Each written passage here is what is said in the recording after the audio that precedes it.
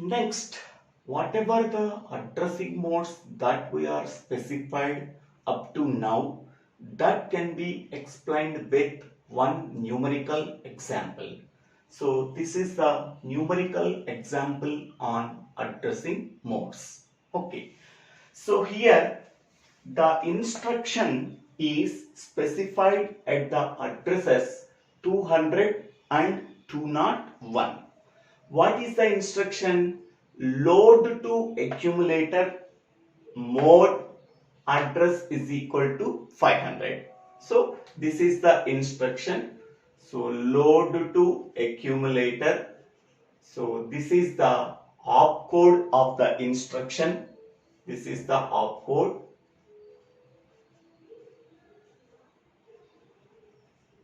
Mode and address is equal to 500.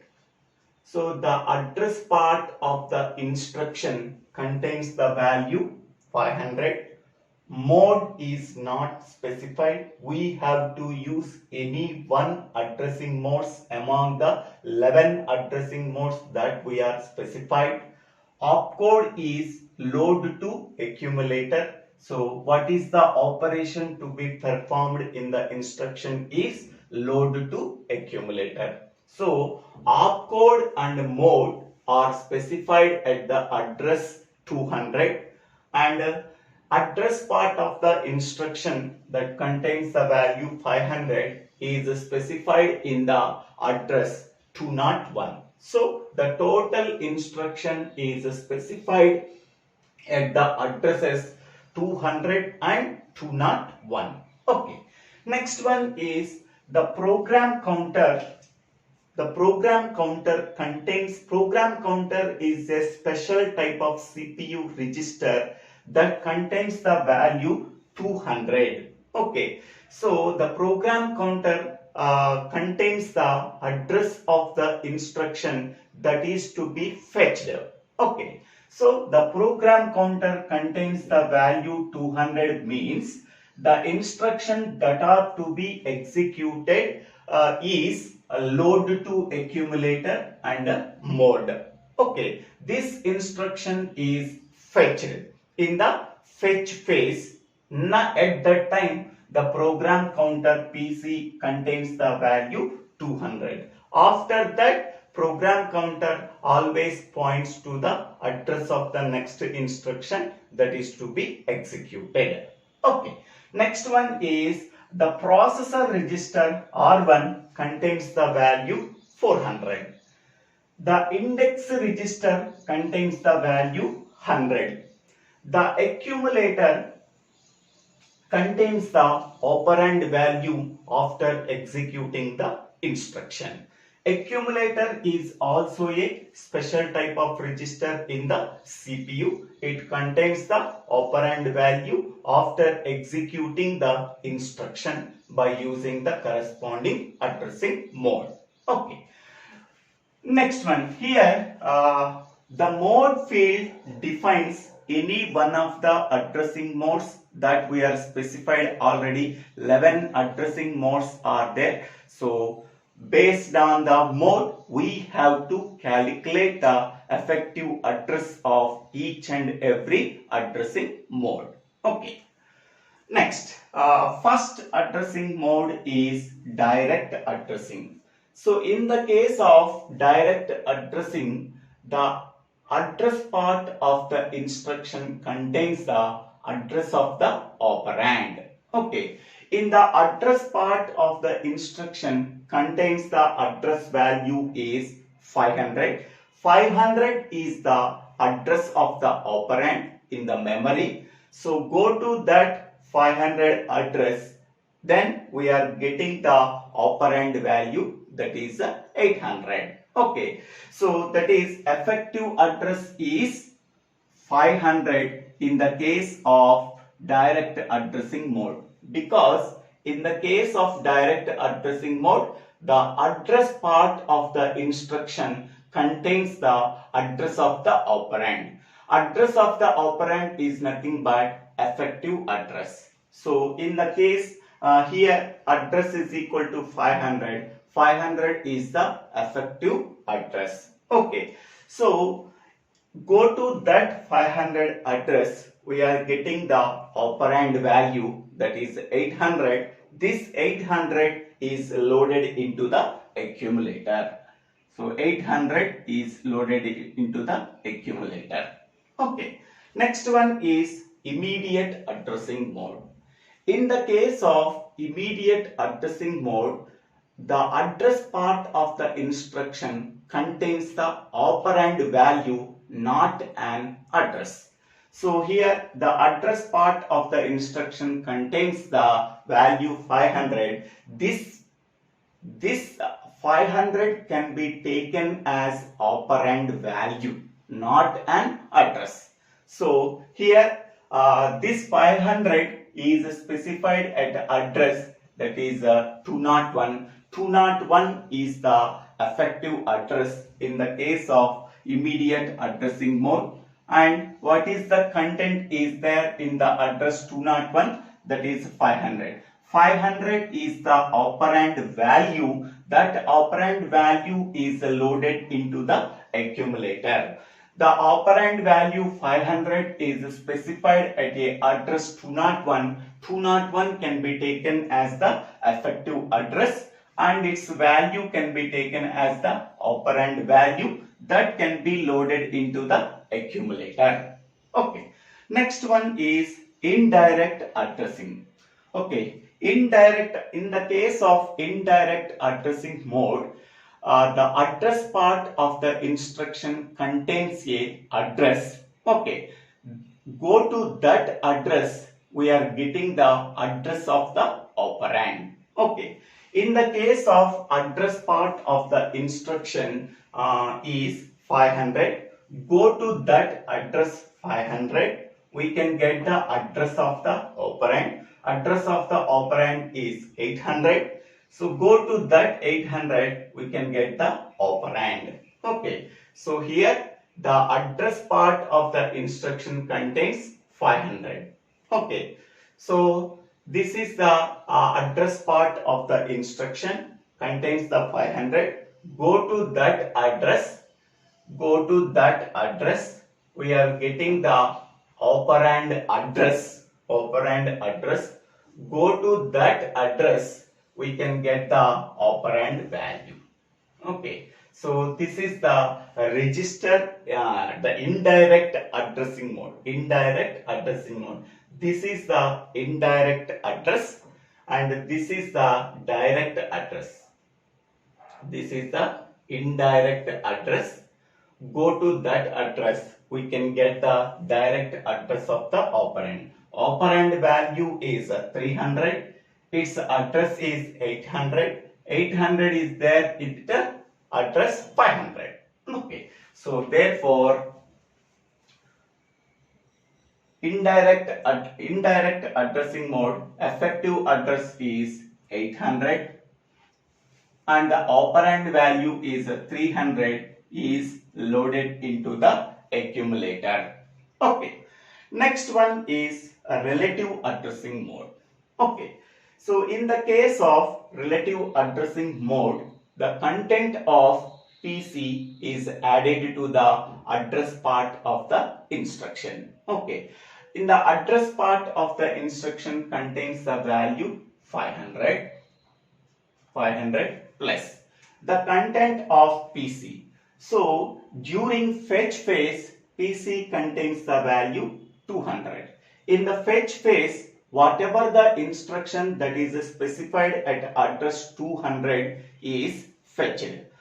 After fetch phase, PC always points to the address of the next instruction to be executed.